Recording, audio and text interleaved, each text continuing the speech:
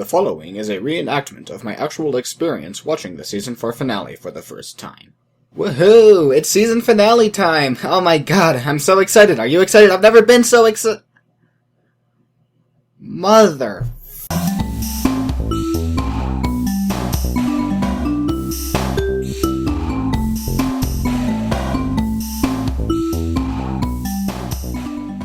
I don't even know where to start with this episode. There are so many good things to say about it, and little to no bad things. It's easily my favorite season finale, it's easily my favorite two-part episode, and it's one of my favorite episodes of the entire show.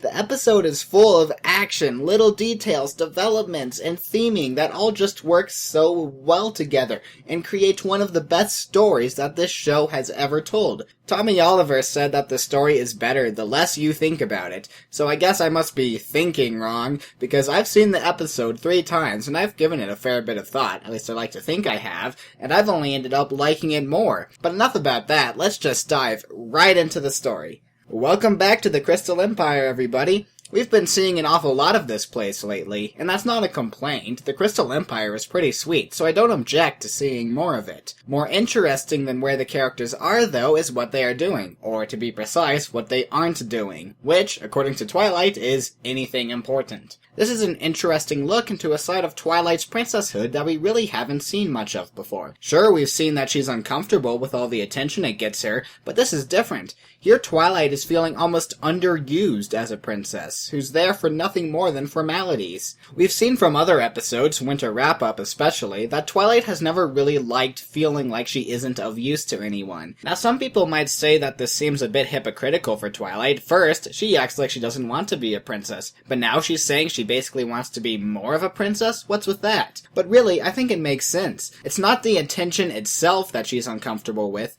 Twilight is uncomfortable with the attention that being a princess gets her because she doesn't feel like she has done anything princess-like to really deserve it. And that's exactly what many of the bronies have been thinking, but it turns out that Twilight not really doing anything princessy up to this point is part of the writer's plan. So great job, writers, for always being one step ahead of us. Anyway, so Twilight expresses her worries to the other 3 princesses, who assure her that her time will come soon, in song no less. It almost goes without saying at this point, but the song is great. Like with many of the songs this season, I am a particular fan of the instrumentation, which here starts out with a lone guitar and slowly builds up to a full-on orchestra complete with bells, choir, trumpets, and strings before falling back down to the guitar for the last line. And the 3 princesses knock it out of the park with their vocals. Once again, I'm left eagerly waiting to see what remixes will come out of this. The song also serves a role in the story, which is as some not-so-subtle foreshadowing. Seriously, they might as well have held up a big sign that said, "Very soon something very bad will happen and Twilight will have to save everyone." Pan down, and what do you know? Something bad happens. It's here we get introduced to the episode's villain, Lord Tyrek. Now, Tyrek is easily my new favorite major villain in the show. Why? Because he is a genuinely terrifying villain. And this first scene does so much to establish that, and it's all in the little details. Everything from his animation, his design, the camera angles, they all contribute to keeping Tyrek feeling threatening all throughout the episode. There are way too many examples of these details that contribute to his scariness to list here, so I'll just mention my favorite. There's something about the ghostly noise of him sucking the magic out of ponies that just sends a chill down my spine. And then hearing it amplified later for an entire theater of ponies. Oh, it is deeply unsettling, and I love it. And who better to stop this new villain than Discord? Apparently Discord can detect a magical imbalance, which makes it possible for him to track Tyrek, because, let's face it, if anyone knows anything about imbalance, it would be Discord. So now Discord sets off to go stop him, but not before talking to the main 6 and turning their attention towards the mystery chest. Discord is a very interesting character, and we may never really find out what makes him tick, as for the 3rd time this season, we are made to question just how genuine Discord is in his friendship. Here, for example, he does seem to be genuinely trying to help the main 6 discover their keys, but he also admits to eavesdropping on them, so it may seem that there are just some things about friendship that he doesn't understand yet. Although at the same time, he also implies that he does know these things but just chooses to ignore them. Either way, the main 6 go looking through the sections of the diary that Discord marked for them, and they discover a pattern that the brony community has been guessing at for over half the season. Frankly, I'm surprised at just how spot on we all were with the speculation regarding the keys. I mean, I also thought it was pretty likely that these would end up being the keys, but I figured we would end up being wrong on at least a few points. I guess this can be remembered as the only time in history that the analysis community actually had any idea what it was talking about. Anyway, so the main six discover, quite by accident, that the objects they received aren't just related to the keys, but in fact are the keys. And this seems like as good a time as any to talk about the animation. I know it's a bit redundant at this point to say that the animation in this show is great, but I'm sorry, this episode just stands out too much for me to ignore it. Look here at how each object has a different way of transforming into its key. It's just a small little detail, but it really speaks for the huge amount of work and care that goes into this show. Meanwhile, in Canterlot, Discord finally confronts Tyrek, and we get an answer to our question of just how genuine Discord's friendship is. Sadly, the answer is not very. Tyrek is able to manipulate Discord by saying that Discord has essentially just become a pony errand boy, as he put it.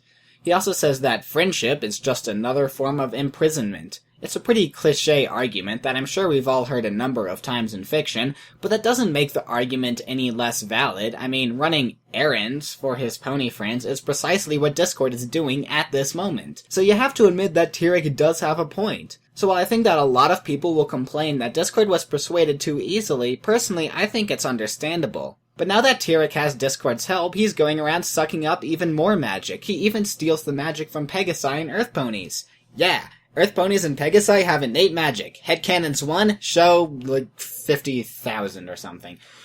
And now Tyrek is coming after Alicorn magic. The princesses are left with no other choice than to get rid of their magic, so that Tyrek can't steal it. But because Tyrek doesn't know yet about Twilight being a princess, they have to store their magic in Twilight to keep it safe. This is very neat, because it really tells us a lot about how magic in Equestria works. Not only does magic have to be stored inside someone, it is also transferable. And that is cool. It's even more cool seeing Twilight now brimming with a whopping 4 alicorns worth of magic. This is a lot of magic, and the show does a great job conveying that. Once again, it's the details that make this episode shine. Things like Twilight occasionally spasming, leaving a crater when she takes off, and swinging celestial bodies around the planet like shot puts, ensure that the audience is left with no doubt that this really is an incredible amount of magic we're dealing with here. Back in Canterlot, Tyrek is indeed unable to steal any magic from the princesses, so the plan worked, right? Well, no. The princesses made one fatal mistake. They forgot that there is a gigantic stained glass window of Twilight in the throne room of the castle. It's an understandable mistake, really. No one else in the show ever seemed to notice those windows before. Why should Tyrek? Not to mention, Discord was working with Tyrek, and there was no reason he couldn't tell him about Twilight. So now that Tyrek does know about Twilight, he and Discord are off to get her. But on the way, they stop to steal the magic from the Remain 5, and seeing Fluttershy's reaction when she realizes Discord betrayed them, it just breaks my cold metal robotic heart. Luckily, we don't have to wait very long for Discord to get a taste of his own medicine when he is immediately betrayed by Tyrek. Oh man, and I thought there was something unsettling and creepy about the way Tyrek sucked the magic out of regular ponies.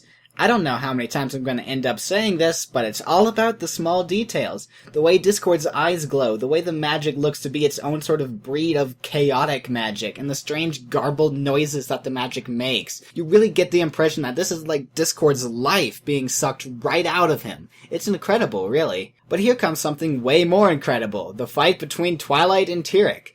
I don't even know what to say about this scene, other than, holy mother of animation.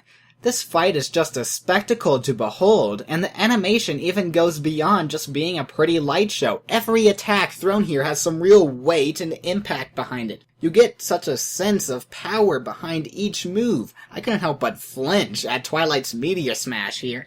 It's the kind of thing that I watch and find myself wondering, wait, this is the show that was made for 5-year-olds, right? Haha, stupid adults don't know what they're missing. The fight even ends up destroying Twilight's tree, and can I just mention how great it is in that the 1 second of time that Twilight had, she teleports inside and saves Owlicious? I mean, I totally forgot about Owlicious, which is probably why I'm not a princess. As for the tree itself, it's not something I really thought of much right away, but the more I thought about it, the more I realized that this tree has really been a big part of the show ever since day one. We've really gotten used to it, and then, boom, it's gone. Seeing it go is, it's fantastic. I said that the one thing I really wanted to see the season finale do was make big changes. If this show is really going to last as long as some of the speculation says it will, the show needs to be able to make big, permanent changes to its characters and structure. And that is exactly what is happening here. Also, if you're one of those people who signed that petition to get the tree back, well, I think Nikki V here said it best. Eventually, though, the fight reaches an impasse, so Tyrek offers a trade, all of the Alicorn magic in exchange for her friends. Of course, the only other option would be to just leave her friends and then be stuck fighting Tyrek for who knows how long, so Twilight opts for the release of her friends and Discord, except she doesn't. Twilight doesn't say, release my friends and Discord, she says, release my friends, all of my friends. Once again, it's little details like this that are important. And, as the deal stated, Tyrek now sucks all the Alicorn magic out of Twilight, and now he's unstoppable. But wait! Thanks to Discord's little ordeal here and feeling for himself what it's like to have a friend betray you, he finally understands what friendship is all about. Sure, it sounds corny, but it's really important for Discord's character. As I said before, we could never really be sure of Discord's ideas on friendship, but thanks to this, we can say with much more certainty that he really is being genuine. There's even a headcanon going around saying that Discord planned all of this. In other words, Discord never really fell for Tyrek's plan, and instead used him to intentionally fabricate a story that would allow for the creation of the final key. After all, he was the one who bookmarked the diary, so he knew how the keys were made, and he knew that Twilight did not yet have one, so he would have to create one somehow if there is going to be any way to stop Tyrek. And you know what? That is a headcanon that I can totally live with. Planned or not, Twilight now has the key, and they all rush to open the chest. Also, let me just say that out of all of the keys, the animation for Twilight's is by far the coolest. Anyway, so they open the chest and unleash the power of friendship. This is the part right here that I think we are all expecting to be really controversial and divisive in the community. But it wasn't actually. The special designs are around for maybe only a minute at most, and then they're gone. They never even used the words rainbow power. Really, the only thing that people are terribly split on is how the designs themselves looked. And that's really subjective right there. Personally, I like the designs. I mean, they look really over the top, but that's the whole point. The main six here have been infused with raw friendship magic. The Tree of Harmony is fueled by friendship magic, and the elements of harmony seem to be a medium for using friendship magic. We can only assume that the box contains the source of friendship magic, and is designed to only open if six ponies have truly mastered the six elements. And by truly mastered, I mean they would have had to have gone through the same trials that each of the main six did. This all might sound a bit confusing, so here's an analogy for you. Think of friendship magic like the time vortex from Doctor Who. The Tree of Harmony is like the TARDIS, where it is fueled by the time vortex. The elements of harmony are like vortex manipulators, where they can use and manipulate the time vortex, but they are nowhere near the power of the time vortex itself. And the box is like the heart of the TARDIS. It contains all the power of the time vortex. And of course, the heart of the TARDIS isn't going to open for just anyone, now is it? Basically, all I'm saying is that this box contains the most powerful magic in the universe, so the main six looking and acting a little overpowered is understandable. Anyways, using this power, they utterly defeat Tyrek and restore magic to all the ponies in Equestria. Now, before someone hops on the big words make you sound smart train and says Deus Ex Machina, I would like to remind you that the show had been building up to opening the box all season. If there was no box and all this magic just rained down on them for no reason after Twilight gave up her magic, then yeah, that would be a Deus Ex Machina. But this, it couldn't be further from it. So after sealing the magic back inside the box plants itself in the ground and outgrows an entire castle right where Twilight's tree was.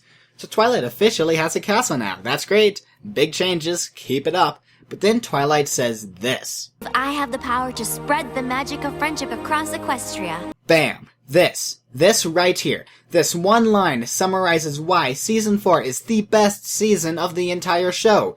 Theming. The entire season has a distinct shift in the theme of the show. The show has gone from learning about friendship to teaching and spreading friendship.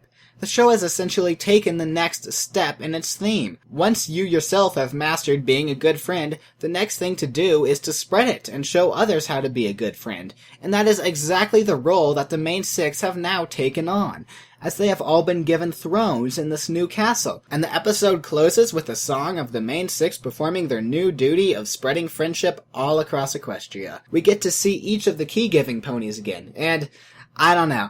Something about Cheese Sandwich here just blowing his party blower as the rainbow flies over him, it just makes me immensely happy. I don't know why, but I just get the biggest smile ever every time I see that shot. And thus ends what is easily the greatest finale of the greatest season that this show has seen.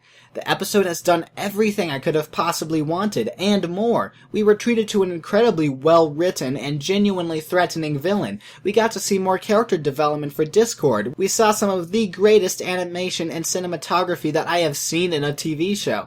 And the show ensures its longevity by continuing to change and expand the core themes that the show is built on. And we got it all with no drama this time. Well, almost no drama. Well, we've got a long hiatus ahead of us, but don't despair, as today also marks the 1-year anniversary for my channel.